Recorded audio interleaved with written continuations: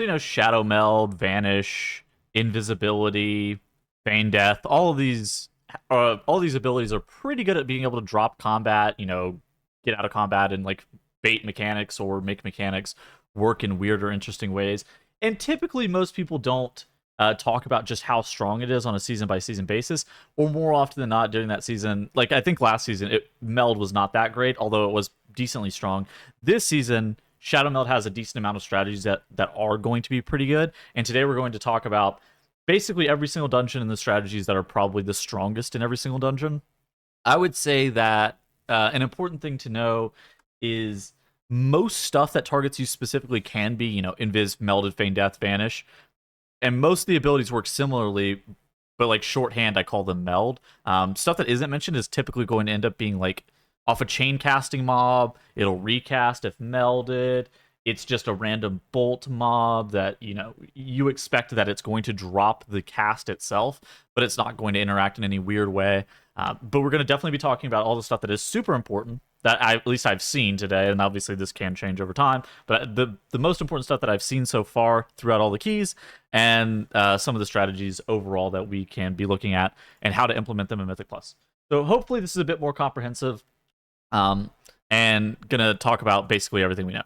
First and foremost, though, before we talk about any mechanics that specifically can be, melded, feign death, or whatever, I want to talk about, we have Shroud at home. And this is like a strategy that is a bit more popular this season. And I saw T1 do it. I've seen a bunch of other tanks do it. And this clip is basically what we call it Shroud at home because you're basically dropping Sigil of Misery. You're going to Misery the pack, and then the Demon Hunter is going to walk through first, and then he's going to meld off the trash pack altogether. Nobody's going to be in combat with the pack because the Demon Hunter is the only person who's in combat with the mobs. And so that's actually something that's a bit more popular this season. I think it's pretty popular mostly in Darkheart Thicket, although I have seen it used in other dungeons like Throne of the Tides to skip Guild Goblin packs and stuff like that. Yeah. Okay. I additionally also have like a document of all the stuff that I took notes for this video with the clips that are associated with it. But I'm just going to like kind of rapid fire things off and talk about them. And if you want the document to see exactly what was typed, you can go check that out. It's in the description as well. So let's talk about Atal first. So Atal has a couple of one. First off, Razan Fixate. If you watched a video from a couple of days ago, you know exactly how that works. Basically, you can fixate the pursuit if it's on you. Additionally, you can meld the fixate if it's on to other people. That's how that works. You can feign death it, vanish it, invis it. Also, all forms of combat drop realistically work on that. The Colossus, the Soul Burn, I don't have a clip for that, but you can also meld that off, and that's actually a pretty strong one if you actually do start playing these Colossus mobs. That might become more popular as the season progresses with how Atal is looking, count-wise and stuff like that. Alternatively, there are things such as the Juggernaut Merciless Assault.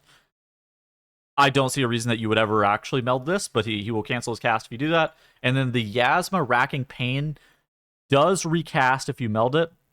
But the reason that it's on this list is because sometimes you'll have like the Racking Pain line up with the Soul Rend, and so I want you to know that you can meld it and it will recast onto another player, because like say you're not topped after the Soul Rend, you might want to meld the Racking Pain off of your player.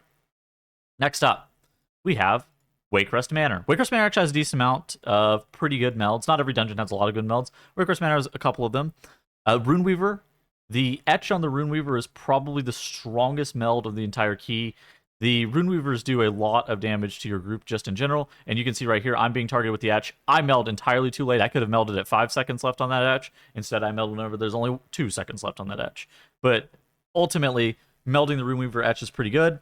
Rawl's Rotten Expulsion is also another one, so whenever Rawl summons the adds that he shoots, like the projectile onto the ground, that ability where he summons the blob adds, that Rotten Expulsion cast, you can meld that. You can meld Tenderize, but it recasts, so don't meld Tenderize. Just only meld Rotten Expulsion if you're going to do anything. Lord Wakerest has a disease that you can meld as well. So whenever he's actually trying to cast... Oh my gosh, the sound's on. I know you guys can't hear it, but I can hear it. The Virulent Pathogen, whenever that's going to get put on you, you can meld that off to where that doesn't get cast at all. If you're playing with the diseases spell, it's not that big of a deal, but it is it's something that you can feign death, meld, invis off. It was a bit more prominent to do something like this in seasons past, where you didn't have a diseases spell and the taking damage from the pathogen was incredibly high. On top of that, there's also the Gorak tool adds. They have Deathlands cast. You can meld that off. Alternatively, you could just CC the mobs, but I just wanted to include that as well. Blackrock Hold is pretty bad for melds in general. I will say, do not ever meld Smash Bite's Hateful Charge. If you do that, he's going to cast his Hateful Charge immediately. So don't do that. That's bad. Most of the stuff in the dungeon recasts. Like everything on the first boss will recast. Throw Glaive on the second boss will recast. Maybe you can meld the Arcanist Bolt if it's onto you. That's not too bad. But again, that falls in the same category of what we were talking about at the very beginning, where that's just a caster mob, so being able to meld that is a given. But yeah, the mobs at the very beginning are probably the best whenever they have like the retainer cast onto you with this dot. Melding that or line of sighting that's maybe your best bet, but there's not too much in this dungeon that can be melded efficiently. Darkheart Thicket, probably the best dungeon for melds. Actually, probably the second best dungeon for melds. It's definitely a very good one. Adds from the bears and the first boss, like the small mobs that drop the ground effect, they can be invised off, forcing them to retarget. This is super valuable if you're ranged. This is super valuable if you're trying to get the mobs back into melee and you're standing pretty far from them, or you want them to retarget somebody else. The big thing, though, on this boss is everything from Xavius can be invised off, and this is like Nightmare Bolt, Feed on the Weak, and Growing Paranoia. Typically, Feed on the Weak is the best invis. Nightmare Bolt is probably the second best invis, and then Growing Paranoia is the third best invis. I would say that if you get a Feed on the Weak on you early, just slam that sucker on CD. Nightmare Bolt, again, not too bad, but overall, it's definitely one of the two of Nightmare Bolt or Feed on the Weak. It kind of depends on your class, kind of depends on what's going on. I typically like to hold it just for Feed on the Weak casts, because that's a bit more of a scary cast, just in general. Everbloom Wilds. So the A-bomb, I actually didn't even know about this until I was scripting this on stream. Vespera actually told me about this, and so I actually learned about this today. So I don't know everything. I know a lot of the melds, but I didn't know this one. This is kind of similar to the Ruby Life Pool's Elemental guys, where whenever you get whenever the Twisted A-bomb is casting his Noxic Eruption onto players, you have to pre-meld and drop out of combat, or pre-feign death or pre-invis to drop out of combat before the Noxic Eruption cast finishes, and that way you won't get the dot at all. So there is a bit of an arm time on feign death. There's also some stuff where you need to get your pets to make sure that you're not going to be staying in combat with these mobs, because this one works a little bit differently than the other ones. The other ones work where like you're dropping target, and so that's different. This is like you drop out of combat to not get the dot. And so, healer priests, resto druids probably going to have an easier time to be able to meld this off. Mages have a great time of being able to invis this off. If you're aware on your hunter, you can also make sure to not get the Noxic Eruption dot on you. Beyond that, it's other stuff like tank charge from the second boss. You can meld that off, but you need to make sure that you taunt him really quick. Otherwise, your melee or somebody might get meleeed. Additionally, there are bolts that are on the second boss that you can meld those off, or feign those off, or invis those off. That's pretty consistent with how it works. That's pretty consistent with like how just it generally works. And then like the Trash Before Soul, all of the Pyromancers and Arcanomancers and stuff like that are up there. Of course, you can meld off those casts or invis off those casts. That's not anything that's like super surprising. Throne of the Tides, there's not much, honestly. It's just the Sentinel Crushing Depths and the Aquamage casts. Aquamage casts work exactly how you'd expect. Sentinels, since the change on Crushing Depths, or actually, no, not since the change. This has always worked like this.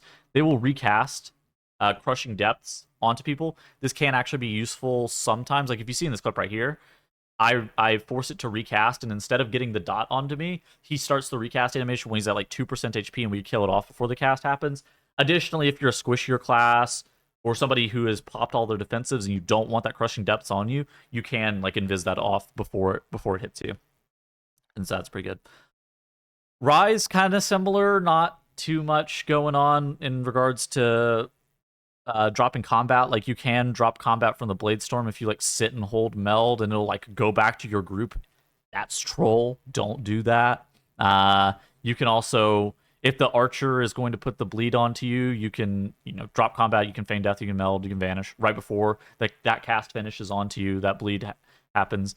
And that doesn't get recast on you, that's actually probably the best use of it in the entire dungeon. But from like the Serrated Arrow cast, definitely don't use it to troll your group with the Blade Storm though. But you can, I guess. Like live your best life. Fall, the other best in slot, Feign Death, combat drop dungeon, definitely. It's got two very impactful melds for bosses. Blighted Galakron is the first one as the third boss here, and you can meld off the corrosion dot, the corrosive infusion, before it gets cast onto you. And as you see on screen right there, it doesn't recast. You just don't have a dot for that cycle.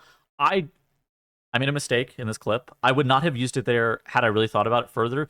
You want to be using it from 75 to 50% on this boss because that's the hardest phase of the fight in general. I was sitting here thinking, I got the first one of the fight. I'm going to use it here and then be able to use it on CD. But that logic is pretty bad. You would rather hold it and have it from the 75 to 50% mark because that part of the phase is really scary. The dot itself, especially like the initial hit on that corrosion infusion, is very dangerous. It hits your group incredibly hard. So being able to drop combat and not get that onto your party members is good stuff. Aridicron also has the Extinction event cast, and you can see that right here. It's going to go on to me, and I'm going to immediately just meld it off, and he's going to cancel his Extinction event cast. This just means that you're not going to get the dot onto you, and the dot's actually quite scary whenever you have to go into Chromie Circle and Soak. That's all it does. It just makes you not get the dot and the Extinction event doesn't go off. I guess your healer doesn't have to heal Chromie up. Oh, actually, no, that's not even true. Your healer's still going to have to heal Chromie up. There's nothing that's going to change in regards to that. You're probably still going to have to pop a defensive on the AoE. You're just going to be way less scared and you're not going to get the dot. There's also the Leeches channel, the Innervate Leeches in Fall as well. Whenever these mobs start casting onto you, so before they start casting, they're kickable. Whenever they start casting, they have a buff, and that can be purged and they can be kicked. But alternatively, if they start casting their Innervate onto you, you probably just want to press, Feign Death, Meld, Invis, Vanish, something like that if you can use it defensively. Overall, these are all the things that I'm aware of that you can meld at this current time. Again, I'm going to leave this Google Doc down in the description if you really want it, just so you can look at it if you care. Overall, though, that's going to be it and going to be the end of the video, and I hope to see you guys all in the next one. Goodbye.